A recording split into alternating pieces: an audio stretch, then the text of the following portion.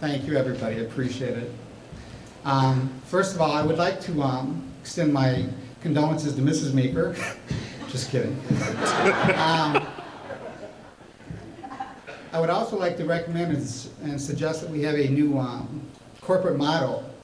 I think this can be used by our sales force. I didn't do it, and I won't do it again.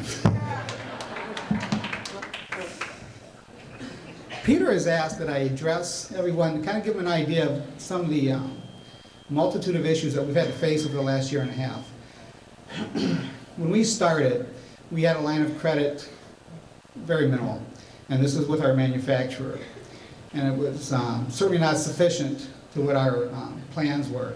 Let me be more specific. They weren't adequate to what Peter's plans were. They were probably okay for my plans. We started right from the beginning planning out exactly what we had to do. And as boring as this may sound, I would say the first 6 to 7 months time was spent developing systems, getting a full understanding of exactly what is it we want to do, how are we going to get there, and what's the best way to get there. Paul had mentioned it earlier, and he's absolutely correct. There was many, many nights, and he would be with me there till 10, 11 o'clock at night, Saturdays, Sundays. Peter would be there, and all three of us would be just talking. What exactly do we need to find out here? It was a major chore. The growth of this company has been hyper. It's not normal growth, it's hyper growth. And this is unique to any industry, but especially to the alarm industry. We had to create systems from scratch. There wasn't anything out there that we could go buy off the shelf. We had to create our own database system, we had to create our own payroll system, we had to create different systems just for keeping track of installations. It was a phenomenal task, and it wasn't very easy. And it was a very cooperative effort. And Paul downplays his importance to me. From the beginning, it was clear that he had a natural raw intelligence that I came to depend on quite a bit. Instead of some of the cracks that we make to each other, it's actually been a very good relationship. It's been very positive in planning out the growth of this company. When I started with this company, this is hard to even understand. We had a very small office. They only had a couple of computers, and they weren't connected in any way. There was no network system. And they had an accounting system that comprised Peter's legal pad, nice legal pad, but that's still all it was. And that was it. You know, the idea of what was a financial statement had absolutely no meaning to this company. There was no cash flow, there was no nothing, there was no plans taking place. After a great deal of planning and talking, it became clear that we had to have this system in place if we were going to grow. And when I started, it was very minimal. As I think Paul had pointed out, our installations were probably around maybe 20, 30, 40 a week, and that was phenomenal when that would happen.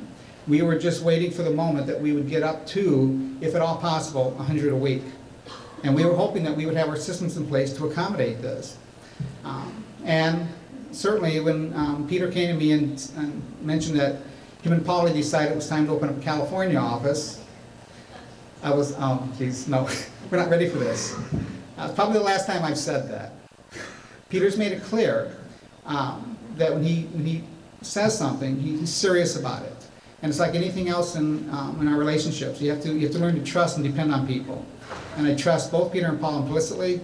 When we've discussed things, it's been thought out, and we know exactly what has to be done.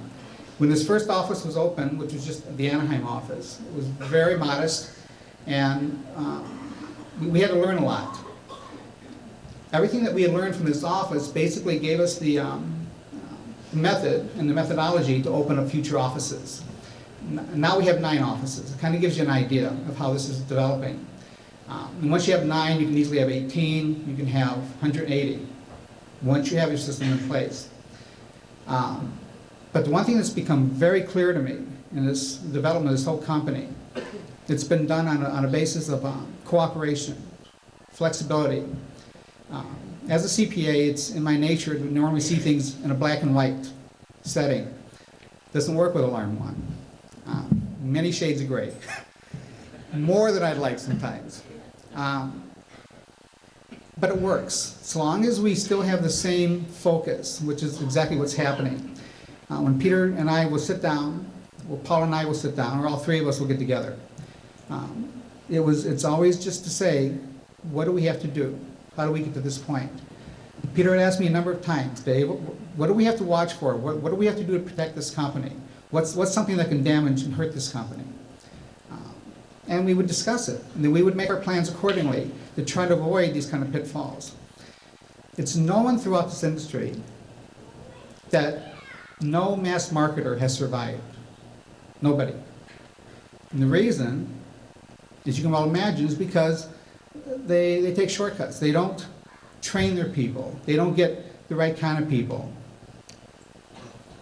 Most importantly, they don't compensate their people. We have opportunities developing all the time. We have people that I'm especially proud of, and I'm very proud to see developing in this company.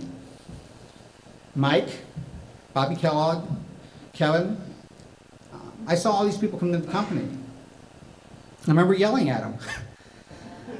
Do that again. Come on, Get it man. signed. Pass that credit, Dave. That credit you passed, you know what I'm saying?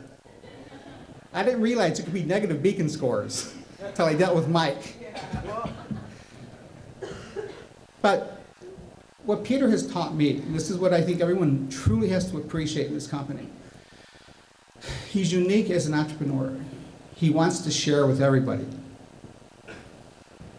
As a CPA, as his controller, as a CFO, I was opposed to that. Meeker doesn't need to make that kind of money. I'm okay, but not Meeker. But it dawned on me as we kept talking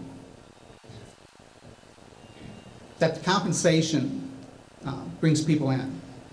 And not just cash, but ownership, making them know that they're part of the company.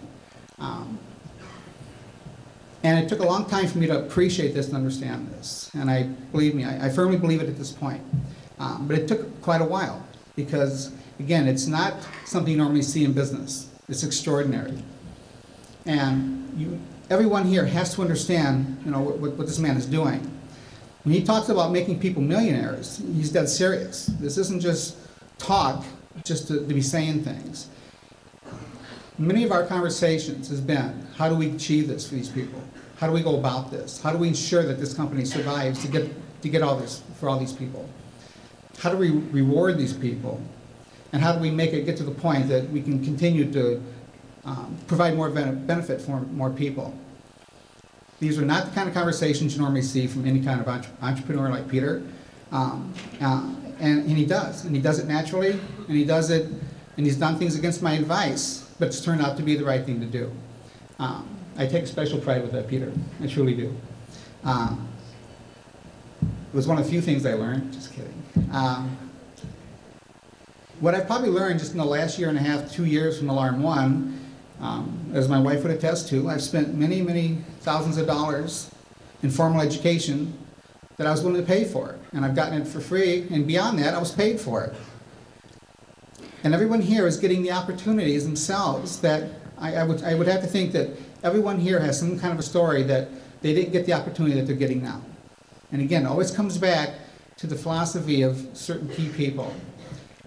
Paul and Peter have a very unique relationship. It's almost symbiotic. They depend on each other. They use each other's skills and talents, and they support each other in their own shortfalls, mostly his.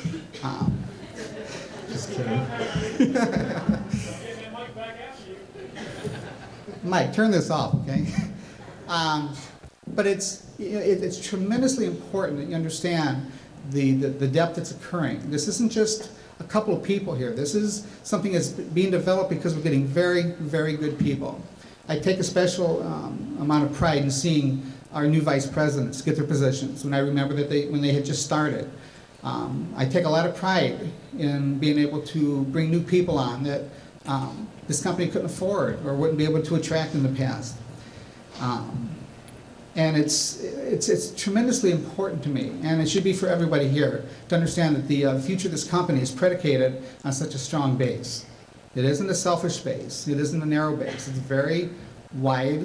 It covers a lot of ground, and Peter is so far beyond in terms of what he's planning for this company. He's very careful what he tells me, so I don't have to start getting extra air, because I would be worried. Peter, don't say that. We can't do that. But he's planning all the time, and not many people have the foresight to do that. But the most important thing of all, and I want everyone to appreciate this, I've been able to, especially since we've been out here in California, spend more time with Peter. Unfortunately, Paul. But what's really been, what's been especially interesting to me is to see how Peter worries